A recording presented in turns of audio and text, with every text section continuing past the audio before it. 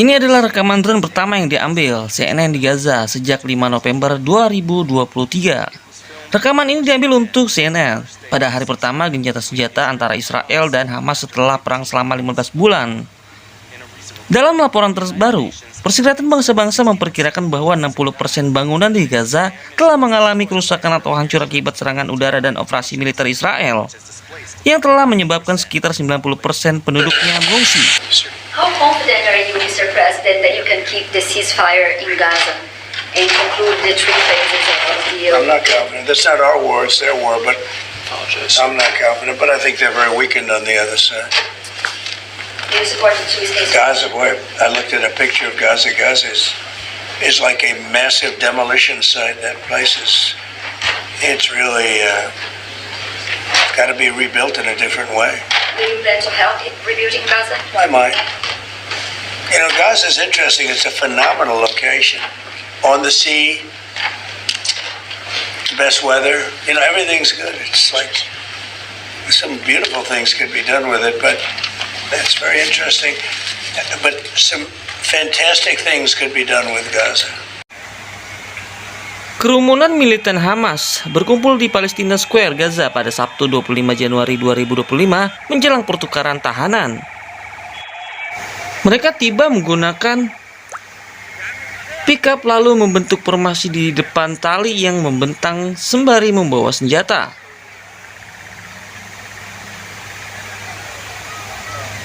Hamas akan membebaskan 4 tentara wanita Israel pada Sabtu sebagai imbalan atas sekelompok tahanan Palestina. Hal ini dilakukan berdasarkan perjanjian gencatan senjata yang bertujuan mengakhiri perang Israel dan Hamas.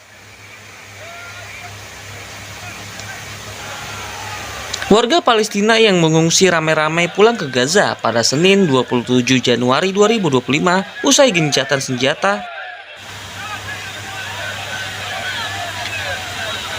Ribuan warga membawa tas berisi barang dan mereka saling menyapa satu sama lain.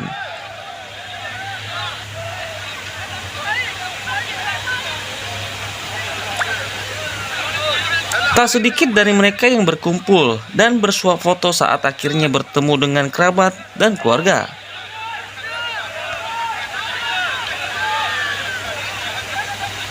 Sejak Israel menyerang Gaza secara brutal, sekitar 650.000 warga Palestina terpaksa mengungsi.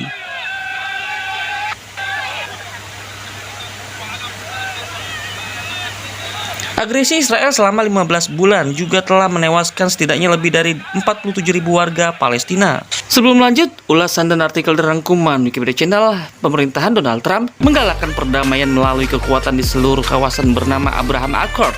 Jangan lupa subscribe, like, comment, share, dan follow.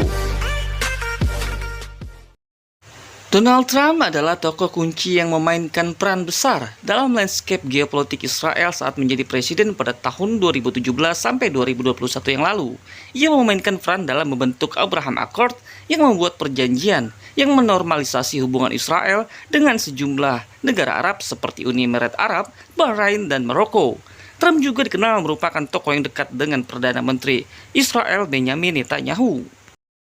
Dia bahkan memindahkan kedutaan Amerika Serikat di Israel dari Tel Aviv ke Yerusalem sesuai dengan keinginan tokoh sayap kanan negeri Zionis yang ingin menjadikan kota itu sebagai ibu kotanya. Pasca kesepakatan perdamaian Israel dan Hamas yang baru diselesaikan pada Rabu lalu, Donald Trump sendiri mengaku sangat gembira dengan kesepakatan itu seraya menyatakan timnya akan terus bekerja sama erat dengan Israel dan sekutu kami untuk memastikan Gaza bebas teror, memperluas perdamaian Timur Tengah.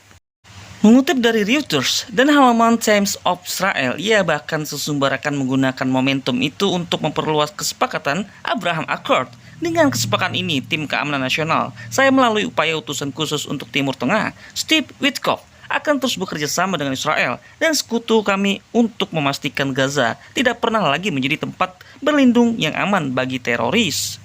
Tulis Donald Trump di platform surat sosial miliknya, dikutip pada Kamis 16 Januari 2025. Perjanjian gencatan senjata epik ini hanya dapat terjadi sebagai hasil dari kemenangan bersejarah kita pada bulan November.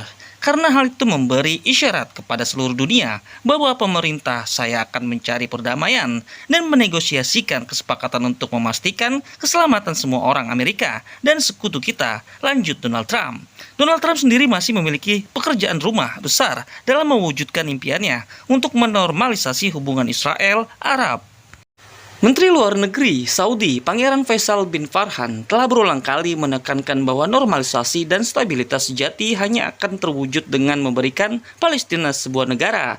Menurut sumber, beberapa pemerintah Arab kini memang menunggu untuk melihat apakah Donald Trump akan menghidupkan kembali upaya normalisasi itu, termasuk kesepakatan Israel-Saudi.